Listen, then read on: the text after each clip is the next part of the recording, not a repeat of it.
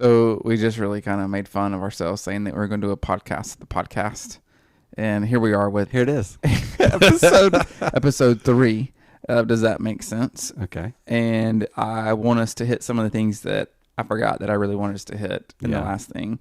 One of those being specifically honoring our parents. So when we divided up the 10 Commandments, the first 4 were about how we love the Lord.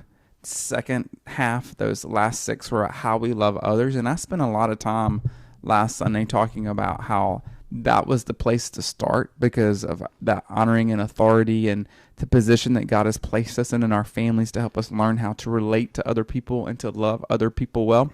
I think one of the questions that I got is not should we honor our parents? That's clearly spelled out, right? Right.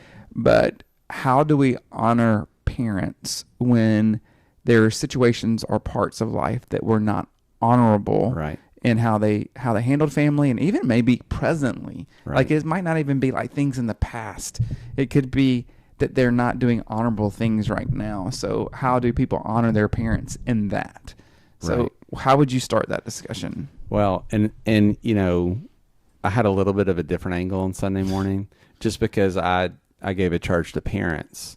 Like number one, I think the honor your father and mother, I'm not sure which category that goes in. You know, we talked about one category is how to love God well, and then the other is how to love others well. And so like literally your parents are others. I mean, they're not God. Right. But they sort of are an extension of God's grace in your life. Yeah, they're like a bridge. Hey, it's a bridge. Well, I do think it's kind of it's a flip for the 10 Commandments.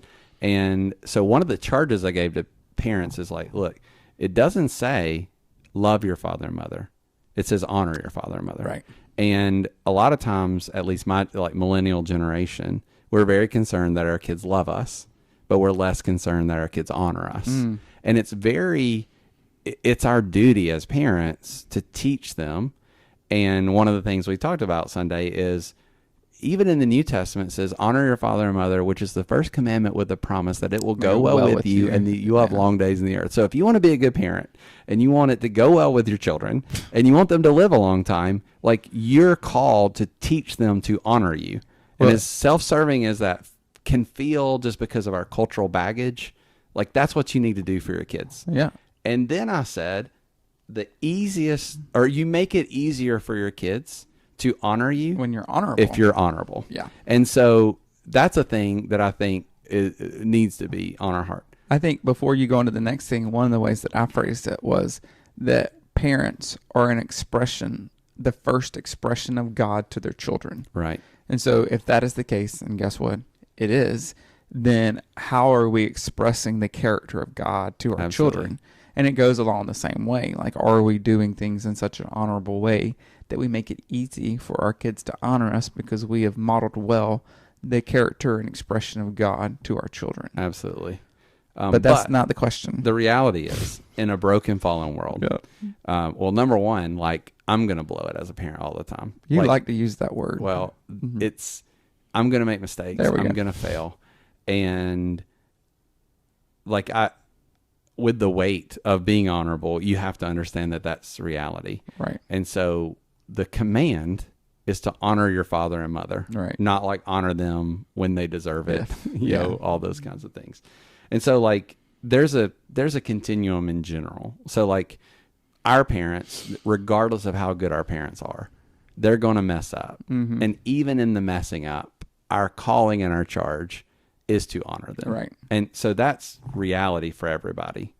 Now, what's not reality for everybody, but is reality for some people, is some people's relationship with their parents is characterized by them not living up to what it means to be a biblical father or mother. Right. And so, you know, the answer is you still have to honor your parents.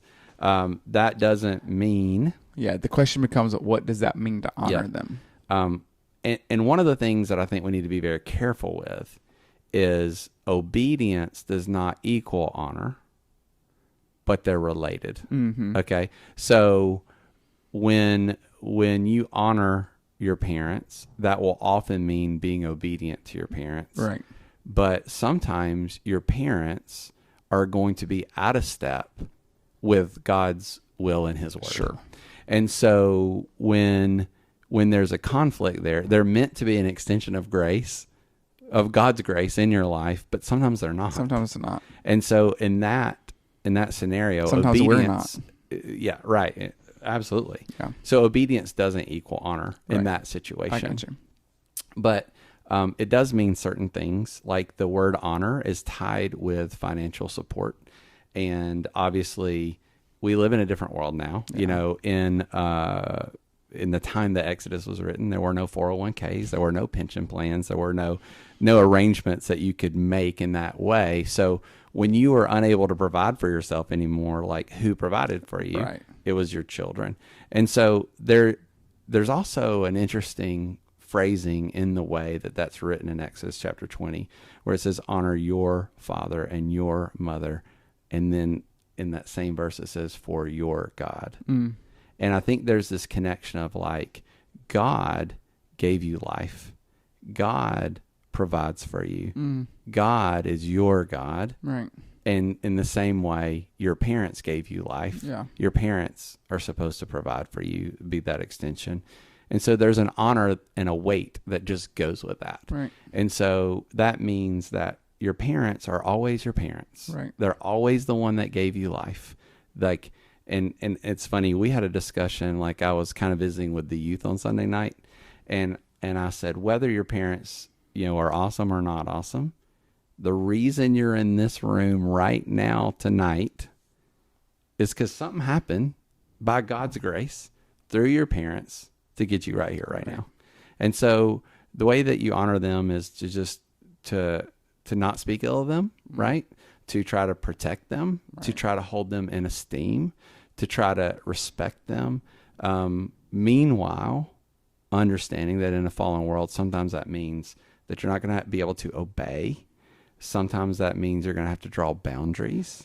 Sometimes that means that your relationship doesn't look exactly like you wish it looked. Mm. But you can still watch how you talk about them, how you care for them, how you show them honor in the day-to-day.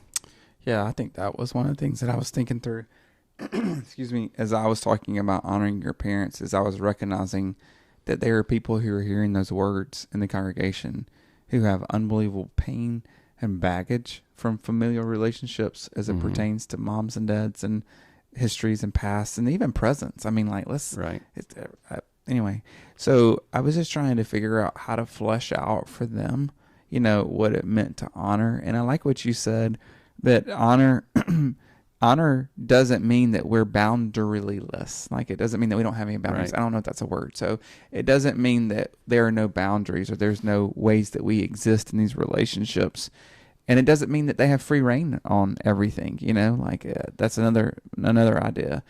And it also, one thing I hit in Myrtle Beach was honoring your family, your mother and father, doesn't mean you have to forget all the bad things. It doesn't mean you have to act like they don't happen.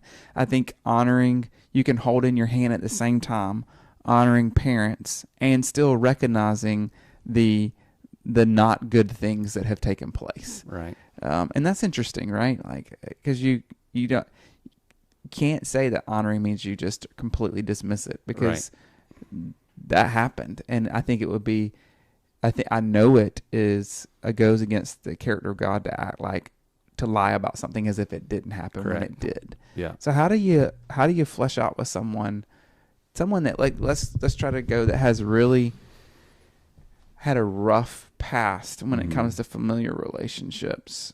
What would be your word of advice to them now as they're trying to honor their parents? Well, the first commandments are about honoring the Lord. Mm-hmm. And so I think that's primary, right? So you have to say, I'm going to honor the will and the command of God first. It's like improper use, like we talked about last episode. Right. Improper place. In the callings you have on your life, you know, like, so sometimes it will mean you have a calling to care for your family. And so sometimes that's going to affect how you interact with your parents, right? But I think the thing is, you give them the position, and this is one of the things we said Sunday morning. There's a honor that comes with the office of being father and mother. So even if it's not in the character of the person, there's an honor that comes with the office. And so we want to be careful to find every place we can to honor that office. And that might mean caring for them in their old age. That might mean just how we talk. It's not an untruthful way, right? We're not going to be untruthful. We're not going to sweep things under the rug. Sometimes even being honest is a way to honor, At the same time, I keep thinking about, and this isn't a direct correlation, but it's in my mind. In the New Testament, when Paul talks about an unbelieving spouse, how you can honor your husband and you may win them. And I feel like when you honor the position because God has called you to do that, it can be an extension and a means of grace for that parent that needs to see God. Yeah. And so there are these, in that situation I'm talking about, like the husband should be leading the wife, but the wife, by how she honors her husband, is able to show him the grace of God. And so I think it is tied up in that, like, God is first, your calling is maintained, but you find ways to honor the office because that's what God has called me to do. Yeah. And I like also what you said too about even how you honor your parents might show up practically in how you lead your own family. Obviously, if you had great examples as family, you want to mimic those. But then also if you had negative examples, you decidedly say, I don't want to mimic those. Right. But that's not even where I'm going. I'm thinking about even decisions we have to make in our family to protect our family, potentially. Like potentially protect our family God's entrusted to you, to us, from things that that might be spilling over from honoring your parents. And I think that's really important because, like I said, honoring your parents doesn't mean it's just free reign access on everything. There are some things that some families, thankfully this is not something my family has to venture through, but there are some times where you have to make decisions to protect the family, to be the parent that is honorable to your children, that also is having to live in the consequences of past things that are still showing up today. And I think that's really important to note. And I like what you said about honoring the position. When you can't honor the person, the character, maybe the position is what you honor. And that's how you go about. I like that a lot, but positionally speaking. So, and like, to use like an extreme example, like if you have a parent that's an alcoholic, and you're going to say, I'm not going to say, like, I have to honor you so my kids can ride in the car with you. Like, you have this duty to like protect your family. Improper placement. Right. And so that's where you're like, you don't have to walk around the house saying like, your grandpa's a drunk, You can protect the honor, but that doesn't mean the honor supersedes the other callings and the other things that the Lord has given you to do. At the same time, I think there is an opportunity to say, where can I find the things that I can honor? Right. So it's like, maybe your grandpa's an alcoholic and that's not what we focus on. And I'm a pretty transparent person. So like, even if my kids were to say, why can't we ride with grandpa? I mean, their grandpa's not alcoholic. I'm just for clarity, I'm just trying to give an example. But I would say this is why. Like, he makes some unwise choices, and we're here to protect you. And we love grandpa, but like, that's not something we're going to do. And let's pray for him, And I don't feel like that's dishonoring. I think that's honoring what God has called us to do. Well, it's also being honorable, for your children to be able to honor you. But at the same time, I would try to find ways that I can say, you know what, Grandpa really did well when I was growing up. Mm-hmm. One of the great memories I have with Grandpa is doing this. Mm-hmm. Or I'm so thankful that Grandpa made sure I was at church every Sunday. Whatever it is, but like, there's a way to honor when you can find ways to honor. Even when they're not present. And another reason why I want to be honest and transparent is because eventually your kids will start to notice stuff. And if you've been lying to them, or not, if you've been dishonest, we'll say it that way. Or just trying to paint a picture that maybe was not the right picture. Right. They're going to figure it out. Yeah. And then that calls your character and your ability to speak to your kids into question. Yeah. And so that's my primary calling. And so I'm going to take care of that. I'm going to honor that, but I'm also going to try to find ways to honor, your parents, because that's what God has called you to do. Let's switch gears. Okay. Like real fast. So I'm ready. All right. Don't commit murder. Like we went from honoring your parents to don't commit murder. The word used in the Hebrew when his murder is seen is unlawful killing. So like it doesn't say don't kill people. It says don't murder, don't unlawfully kill, which is further introduced in it because in the next sections that we'll see in Exodus, it talks about for, a person that kills someone on accident or, there's this accidental thing as opposed to planned or purposed. So I had a few questions this week about murder, self-defense, You're trying to find loopholes for murder? Is that what I'm not trying to do anything. I'm just telling you some of the questions. And I will just say, like they were saying, okay, well, if someone breaks into your house, can you protect yourself? And I'm like, yes. So they were like, well, it says don't murder. And I'm like, I know, but. Yeah. So this is how I parsed it out. And then you can kind of like tell me. I think first of all, the unlawful taking of a life, I think that's a really important distinction. And I think that when we're talking about this idea of murder, if someone is losing their life and you're protecting life as opposed to trying to destroy life, then I think that's kind of where the barometer switches. Like I'm not going to, if I have the choice between my family or an intruder coming into my household, guess who I'm choosing? Right. Choosing my family. I'm protecting their life. Again, we talked about proper place, improper place. That's my first calling. And so I think when certain measures have to be taken to preserve life or to destroy, with the intention to destroy life. And then that was kind of how I was thinking through it when they were asking me that question. Yeah. So I'm going to try to be really precise on this specific text. Okay. And because I feel like there's a bigger discussion on when and when is it not appropriate in terms of like war, just war theory, if you're in law enforcement, so I will just say when we're talking about the 10 Commandments and the literal translation, never murder, that's not talking about those situations. Right. That's not what it's speaking to. It is an individual unlawfully taking the life of another individual. Right.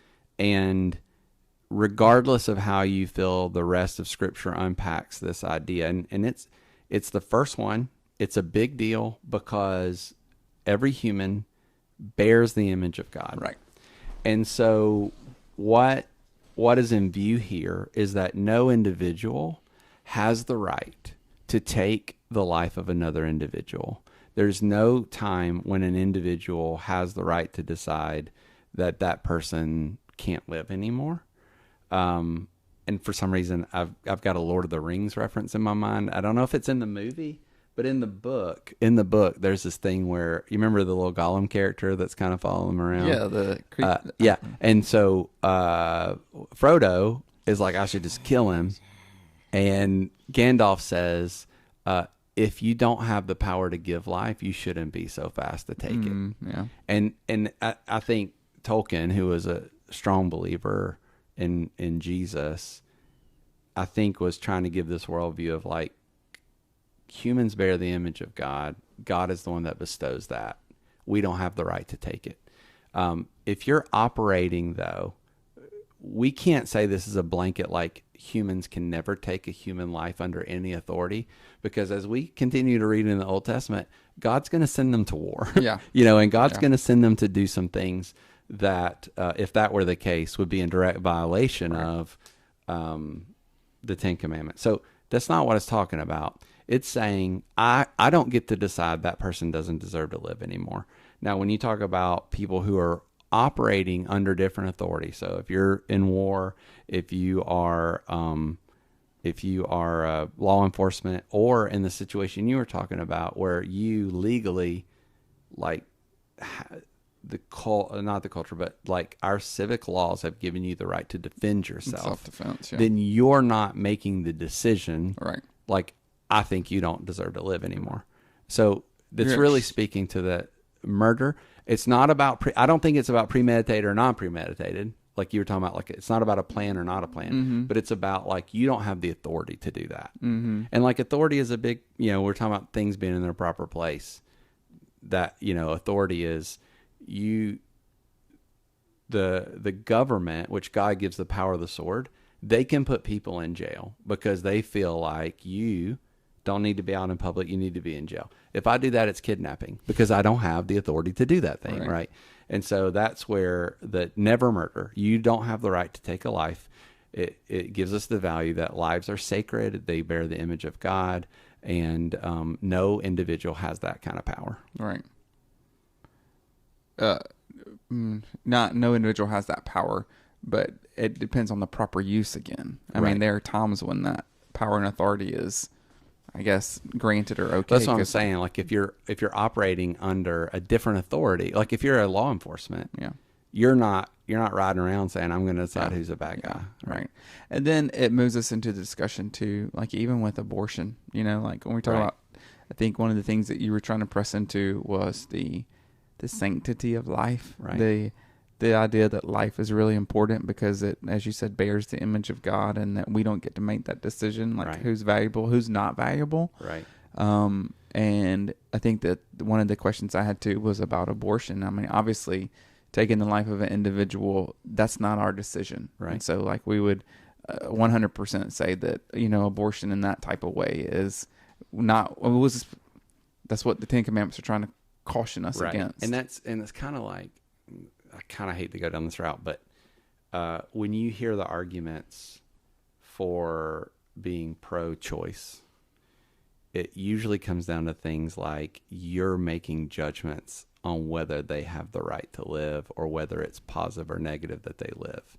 So it's about economics, it's like, well, they don't have a lot of money, or maybe they have an illness, and you're playing God in a sense, like you're taking the authority that you don't have. Yeah. And even in the phrasing, like a right to choose, that's so directly opposed to this particular commandment, because what the commandment is saying is you don't have the right to choose who lives and dies. Like that's not yours to have. I guess even in the verbiage, pro-choice, that choice isn't ours. Life is what's given to us. Right.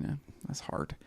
And I'd like to also recognize it doesn't stop there. I think the reason why, even this topic is here, abortion is here, is because people deem certain life as not valuable. Right. But it's not just babies. It's anybody that the culture sees as doesn't produce enough product for society can be deemed unvaluable. Right. And we see that even as kind of like what we were talking about earlier, honoring your father and your mother. But we see that even in elderly care, in our nation, in our world. And some cultures really truly value age and wisdom and caring for those that are aged. And then some don't. Right. And I think that's another important issue. Like we don't get to determine when someone is valuable or invaluable. Right. And even going back to that idea of like the office itself, like we become so desensitized to the office of human itself means you bear the image of God. Right. And so it doesn't matter. It doesn't matter the productivity. And that's really our cultural philosophy, right? Like America is built on pragmatism. And it really comes down to what do you produce, what do you not produce, what value do you have, what value do you not have. And that, I mean, we're going to get a real rabbit trail, but even when you get to like marriage and people are weighing like, is it a net positive, is it a net negative, like those kind of positive. Well, I mean, this is kind of the way people think about marriage, right? It's like when it becomes like more of a drain to me than life-giving, then it's time to divorce or whatever. And this is not the way God's word teaches us to be. Yeah. It teaches us that there are things that are actually sacred. And sacred doesn't mean like it happens in church on Sunday morning. There are things that God has deemed sacred with a heaviness in an office. Intrinsically valuable, like there. And so like, and I think it extends, like we're getting outside the scope of the commandment itself, but it certainly extends to euthanasia, you know, things like that, where you're going to say, we're going to have the right to kill someone because they're not producing or whatever. But I think it also has to do with just how we value human life. Yeah. And that's not directly the command, but I think the command is pointing us to a bigger truth that every human being is worthy of dignity, value, and respect because they bear the image of God. That was one thing I talked about even in all the 10 Commandments, and how I tried to order understanding 5, 6, 7, 8, 9, 10 was following like the inside outside rule, that it tells us not to do something, but also the positive of everything. It also encourages, so like what you're saying, don't commit murder. Right. But the positive is value life. Right. Value as you said, the office of life, the sacredness of life, the inherent value of life, because it bears the mark of God. So I like the idea that, as we started even the last episode, the 10 Commandments aren't just rules. They are expressions of the character and the goodness of God for us to live out in our lives. So, and it's like, I think C.S. Lewis has this quote of like, every human you will ever meet is eternal.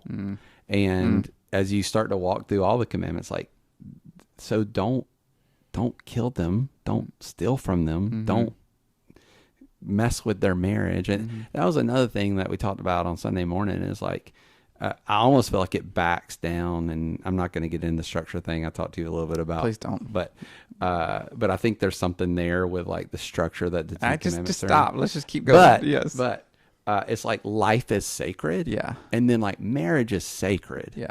And like, don't mess with life and don't mess with marriage, Yeah. because marriage, Paul says the mystery of marriage is profound, and I'm saying it refers to Christ and the church. Yeah. And so there's a sacredness to marriage. Like, don't mess with it. You know, like it's sacred.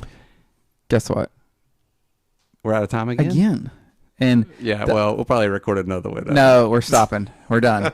But the last thing I would like to end on is the last commandment, number 10, is don't covet. Right. And I feel like we make a transition to all the actions to really heart issues. Like, what do we desire? What do we covet?